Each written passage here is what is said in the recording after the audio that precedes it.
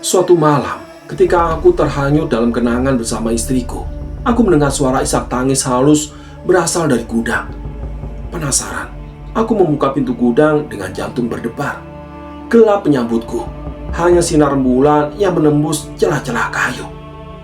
Sayang, apakah itu kamu? Panggilku pelan. Tidak ada jawaban, hanya suara isak tangis yang semakin lama semakin menyayat hati.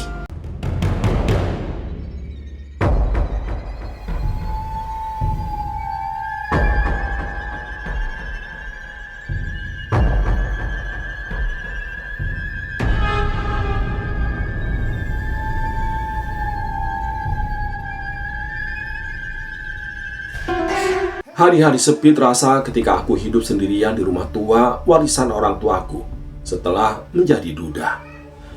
Sudah hampir 10 tahun aku menjalani kehidupan rumah tangga dengan istriku yang kucintai. Namun, takdir berkehendak lain. Kematian tragis istriku 2 tahun lalu meninggalkan kekosongan dalam hidupku. Suatu sore, aku memutuskan untuk membersihkan gudang agar dapat mengalihkan pikiran dari duka yang kurasakan. Saat membersihkan tumpukan barang lama, tangan ini meraih sebuah bingkai foto berdebu yang tersembunyi di balik tumpukan kardus. Debu tebal menghalangi pandanganku, sehingga aku menghapusnya dengan tangan. Kejutan besar menyapaku saat melihat sosok dalam foto tersebut. Aku dan istriku terlihat bahagia dalam foto itu. Namun, yang membuatku merasa takut adalah tanggal dan tahun di bawah foto tersebut. 1 tahun setelah kematian istriku. Jantungku berdegup kencang. Bagaimana mungkin ada foto kita setahun setelah kematiannya? Pikiranku berpikir bahwa foto ini pasti salah satunya. Namun, rasa ingin tahu mengalahkan logikaku. Aku kemudian membalik foto itu dan menemukan tulisan tangan istriku di belakangnya. Terima kasih atas 10 tahun kebahagiaan kita. Aku akan selalu menjagamu. Napasku terhenti saat membacanya. Apakah ini berarti dia masih ada di sisiku?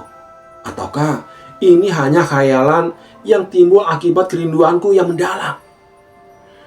Setiap malam sejak itu, kehadiran lain terasa di rumah ini. Bisikan lembut memanggilku, atau sentuhan lembut di bahuku. Namun aku tidak pernah melihat sosoknya. Semua itu semakin memperdalam kerinduanku. Hingga suatu malam, dalam tidur lelapku, aku merasakan seseorang duduk di tepi ranjang dan mengusap rambutku dengan penuh kasih sayang.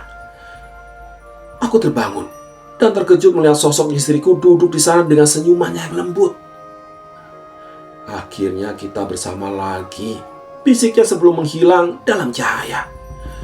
Sejak saat itu aku yakin bahwa cintaku dan istriku akan selalu bersama di alam manapun kami berada.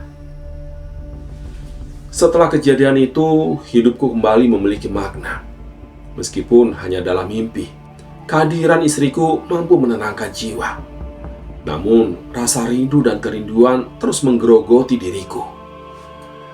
Suatu malam, ketika aku terhanyut dalam kenangan bersama istriku, aku mendengar suara isak tangis halus berasal dari gudang.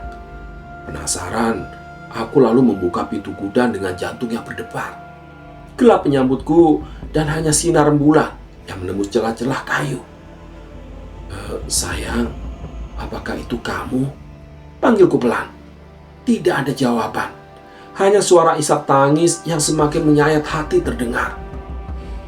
Aku merogoh saku celanaku dan mengambil senter sambil berjalan dengan hati-hati. Cahaya senterku berputar-putar dan tidak jauh dariku, kulihat sosok mengerikan yang duduk terkulai. Terkejut, senter terjatuh dari genggamanku. Cahaya remang-remang membuat sosok itu terlihat menyeramkan. Rambut panjang menutupi wajahnya. Pakaiannya kusut dan berlumuran cairan berwarna merah yang sudah kering. Tangisannya semakin keras. Detak jantungku seolah-olah mau meledak. Siapa kamu? Tanyaku terbata. Dia mengangkat wajahnya dan mata hitamnya menatap tajam ke arahku. Bibirnya yang pucat membentuk seringai yang sangat menakutkan. Aku adalah istrimu.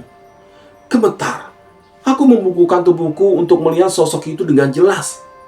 Cahaya redup dari senter yang tergeletak tidak mampu menghilangkan keraguan di pikiranku. Istri? Apakah kamu ini? Tanyaku gemetar. Dia mengangguk lemah, tapi matanya yang hitam tidak pernah melepas tatapanku. Kami terdiam dalam keheningan untuk beberapa saat. Aku meletakkan telapak tanganku di dadanya yang bergetar dengan keras. Detak jantungnya lemah, seperti sayap kupu-kupu terakhir sebelum mati. Kulitnya dulu hangat, kini terasa dingin dan kaku. Tiba-tiba, dia meraih tanganku dengan erat.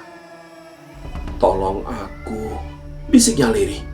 Sebelum tubuh rapuh itu roboh dalam dekapanku, aku menutup mataku berharap ini hanyalah mimpi buruk.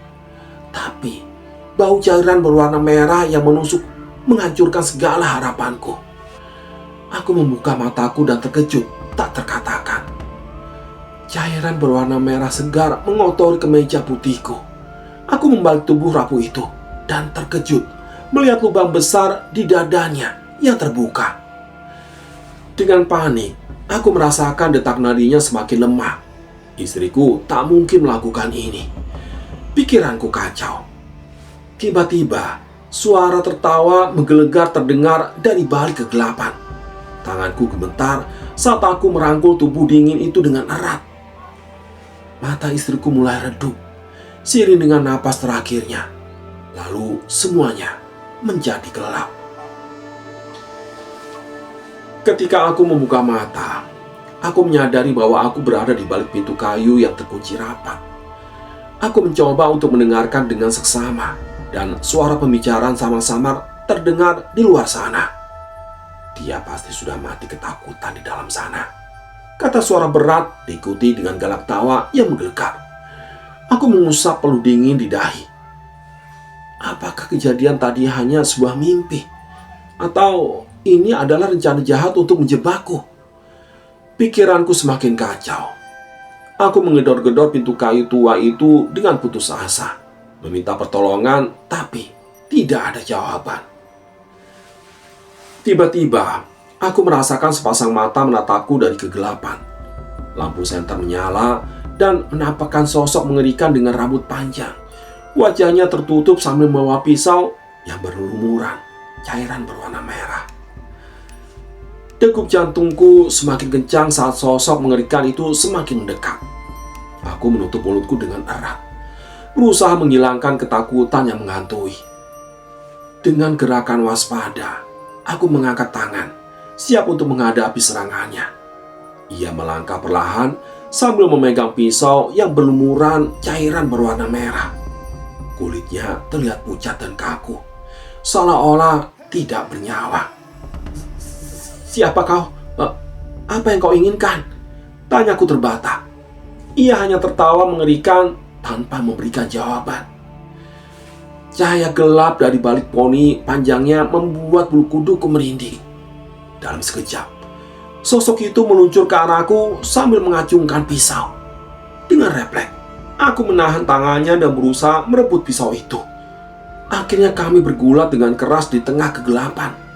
Ternyata sosok itu sangat kuat. Hingga pada suatu momen, pisau tajamnya akhirnya melukaiku. Ya, demikianlah cerpen horor kali ini. Sampai ketemu lagi di cerpen horor berikutnya. Terima kasih. Assalamualaikum warahmatullahi wabarakatuh.